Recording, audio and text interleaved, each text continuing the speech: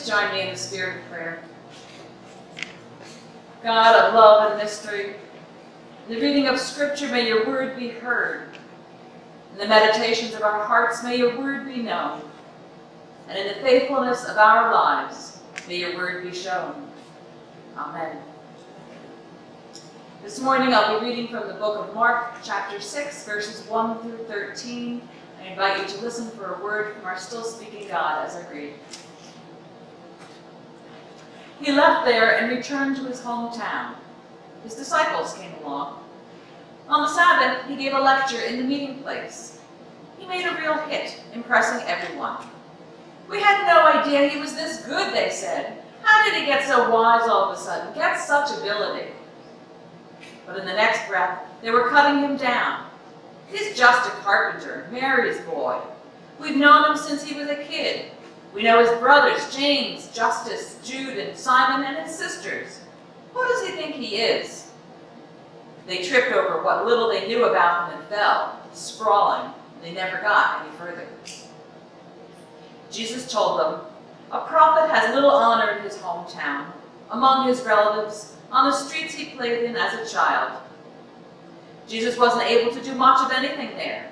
He laid hands on a few sick people and healed them, that's all. He couldn't get over their stubbornness. He left and made a circuit of the other villages teaching. Jesus called the 12 to him and sent them out in pairs. He gave them authority and power to deal with the evil opposition. He sent them off with these instructions. Don't think you need a lot of extra equipment for this.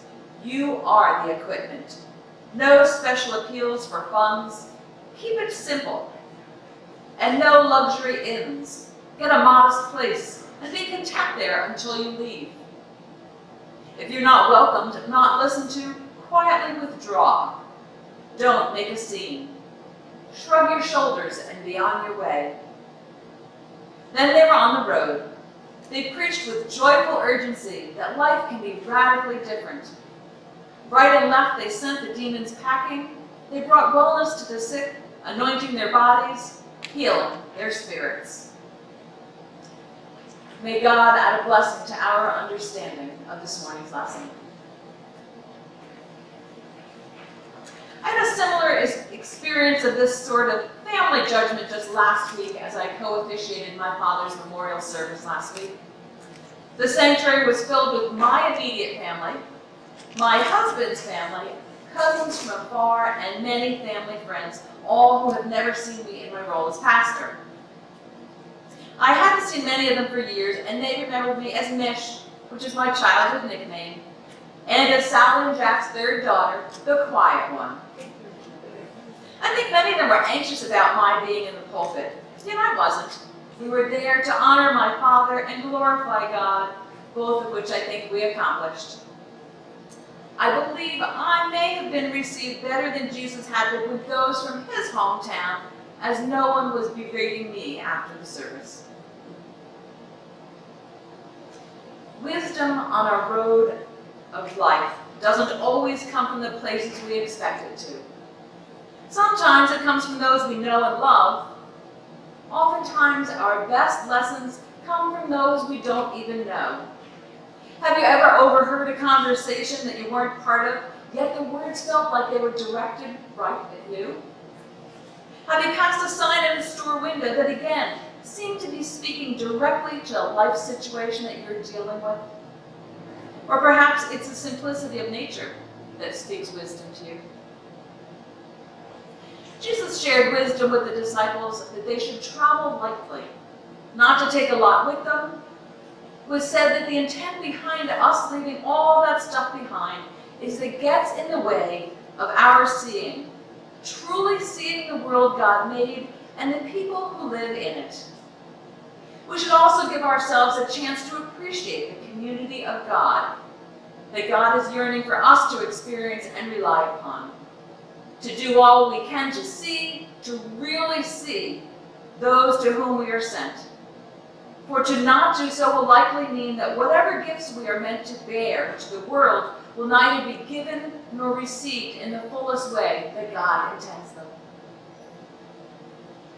The disciples were also called upon to accept the hospitality of believers in the communities in which they passed through.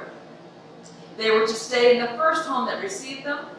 They were not to appear to be looking for the best meals or the most comfortable bed in town. And yet, if their message was rejected at a home or by an entire town, they should exercise the practice of shrugging your shoulders and moving on. Or the one that we are more familiar with, the translation that says, shaking the dust from your feet before you move on.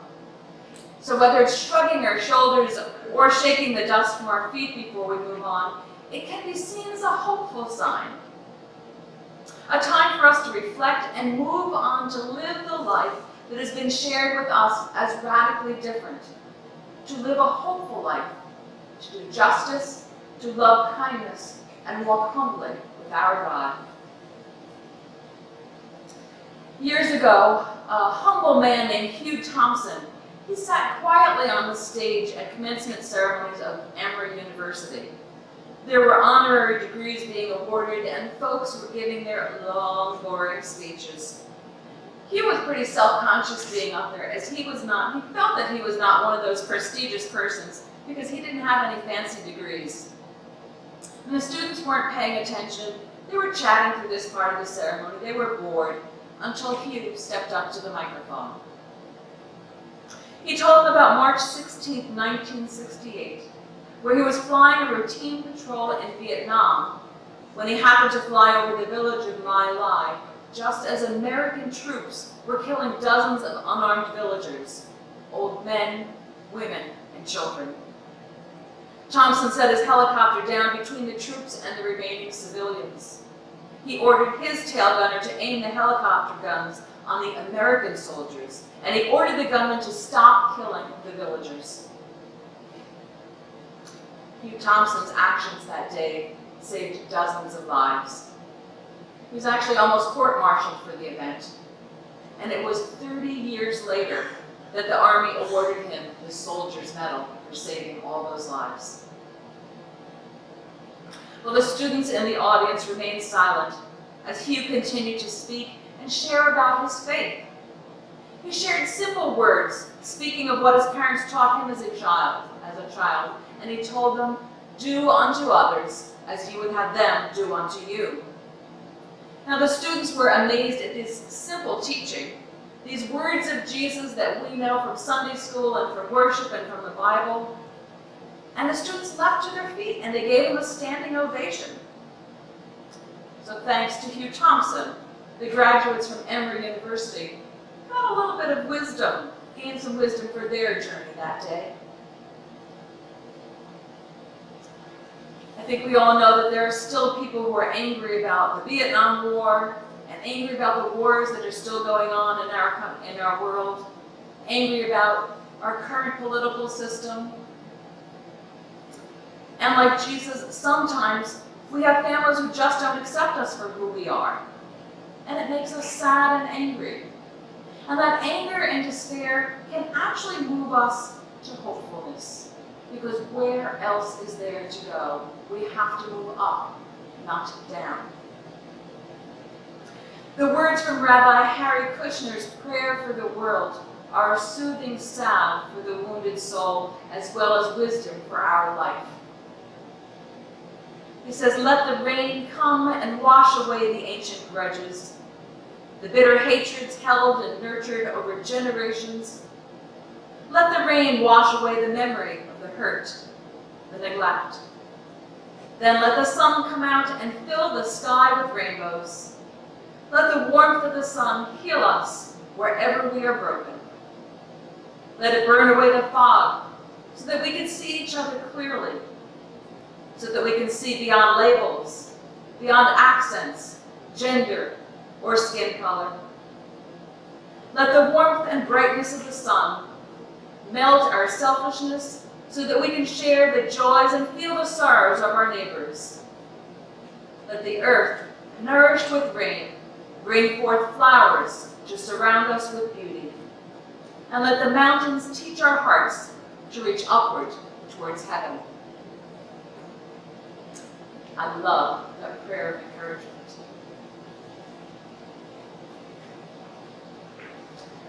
Sometimes we don't question the reasons why we do the things that we do.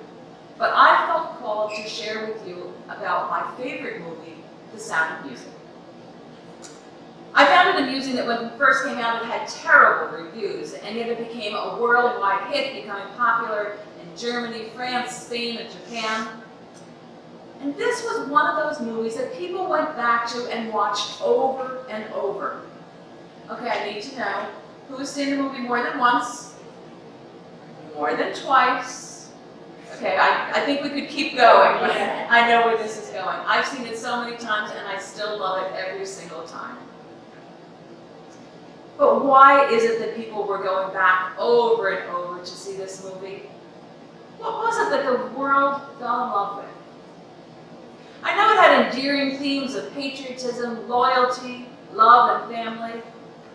Yet for me, coming from a family which was a bit off, I loved the love that was embodied between the family members and the laughter and the playfulness. I think watching movies is a way to escape whatever's going on in our lives. It certainly is for me. I'm always the one crying at the end of movies. I identify with you, Deb. Yep, we are criers. And I don't want the movie to end. Or if it's a book that I'm reading, I want the story to keep on going. I want to live in that fantasy. And you know, the Von Trapp family was my fantasy family when I was growing up. I wanted to be a part of that family. Now I know the Von Trapps were far from perfect. The captain had another love of his life before he realized that he really loved Maria. And the fact that they had to leave their wonderful home and their country and their seemingly lovely lives behind to escape the rise of Nazism, as the captain would not accept a position in the German army. That was a horrible situation. Yet Maria, who didn't love Maria? Do you know that Julie Andrews thought that her character was too sweet and she wanted to change it? But yet the world loved her just the way she was and idolized her just as she was.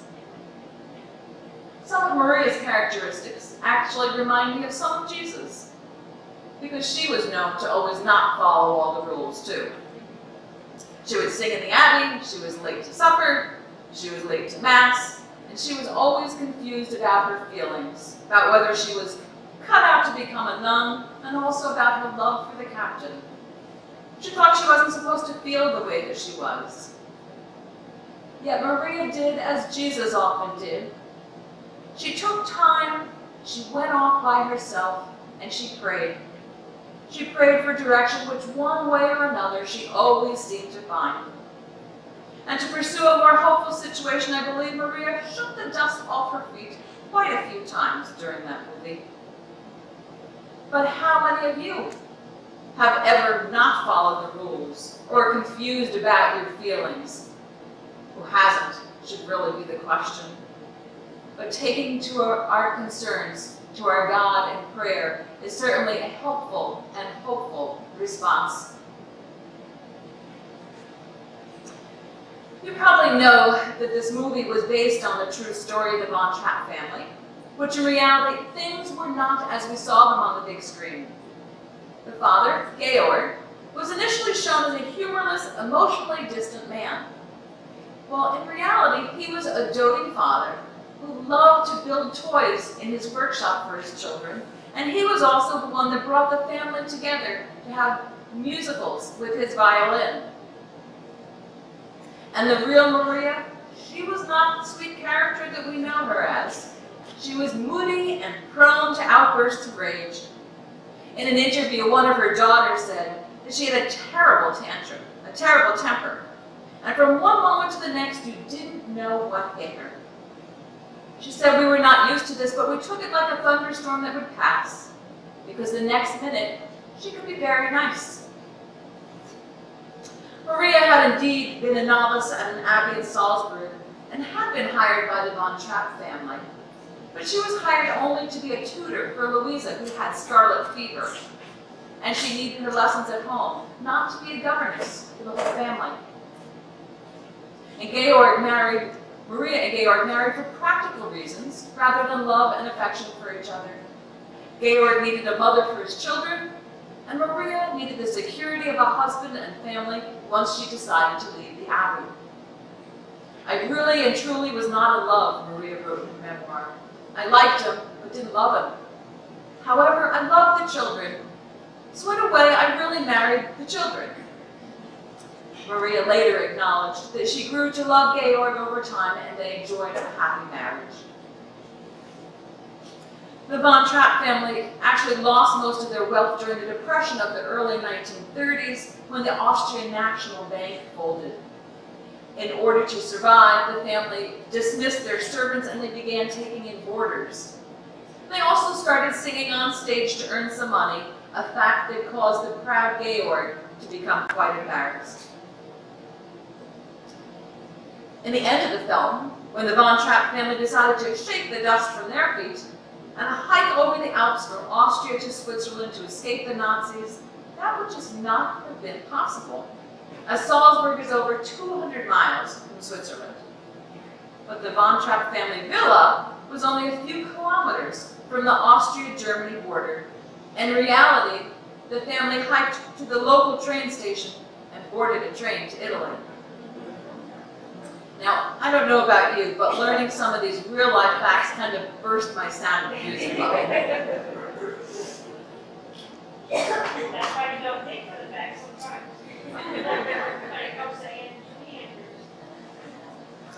Although the movie was not true to reality, I will always love all the songs and the pictures I hold in my mind's eye, like Maria swinging around in a circle with her carpet bag in one hand and her guitar case in the other, swinging around on the wildflower-filled mountaintop singing, "The Hills Are Alive," the Sound of Music.